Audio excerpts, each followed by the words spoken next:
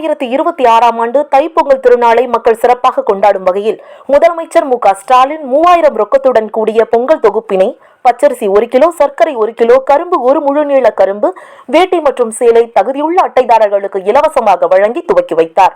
அதனைத் தொடர்ந்து தமிழகம் முழுவதும் பொங்கல் தொகுப்புகள் வழங்கும் நிகழ்ச்சி நடைபெற்றது. இதன் தொடர்ச்சியாக கோவை மாநகராட்சி மத்திய மண்டலம் 80வது வார்டுக்குட்பட்ட அனைத்து நியாய விலைக் கடைகளிலும் பொதுமக்களுக்கு ரூபாய் 3000 ரொக்கத்துடன் கூடிய பொங்கல் பரிசு தொகுப்பினை வழங்கும் விழா மேளதாளங்கள் முழங்கியும் பொதுமக்களுக்கு இனிப்புகள் வழங்கியும் திமுகவினரால் கொண்டாட பெற்றது.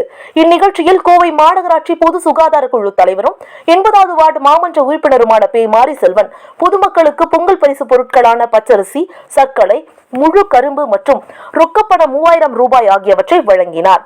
மேலும் பொதுமக்களுக்கு இனிப்புகள் வழங்கி சிறப்பித்தார். அனைத்து தரப்பு மக்களும் தமிழர் திருநாளான பொங்கல் திருவிழாவினை சிறப்பாக கொண்டாடும் வகையில் நமது தமிழக முதல்வர் ரூபாய் 3000 ரொக்கத்துடன் கூடிய பொங்கல் தொகுப்பினை அறிவித்துள்ளார். ஏழையின் சிரிப்பில் இறைவனை காணலாம் என்ற கூற்றிற்கு இணங்க உங்களது சிரிப்பில் எங்களது தளபதியாரின் சிறப்பான செயல்பாடுகளை காணுகிறோம் என்று கூறி அனைவருக்கும் பொங்கல் நல்வாழ்த்துக்களை தெரிவித்தார். இந்த திட்டத்தின் மூலம் வார்டில் உள்ள அனைத்து குடும்ப அட்டைதாரர்களும் பயன்பெறும் வகையில் சிறப்பான ஏற்பாடுகள் செய்யப்பட்டிருந்தன. பொதுமக்கள் நீண்ட வரிசையில் நின்று ஆர்வத்துடனும் மகிழ்ச்சியுடனும் பொங்கல் பரிசினை பெற்றுச் சென்றனர். இதில் மாநில தீர்மானம் குழு இணை செயலாளர் ப. நாச்சிமுத்து, பகுதி பொறுப்பாளர் என்.ஜே. முருகேசன், வார்டு செயலாளர் நா. தங்கவேலன் மற்றும் வார்டு கழக நிர்வாகிகள், நியாய விலைக்கடை ஊழியர்கள் மற்றும் அப்பகுதி பொதுமக்கள் உட்பட ஏராளமானோர் கலந்து கொண்டனர்.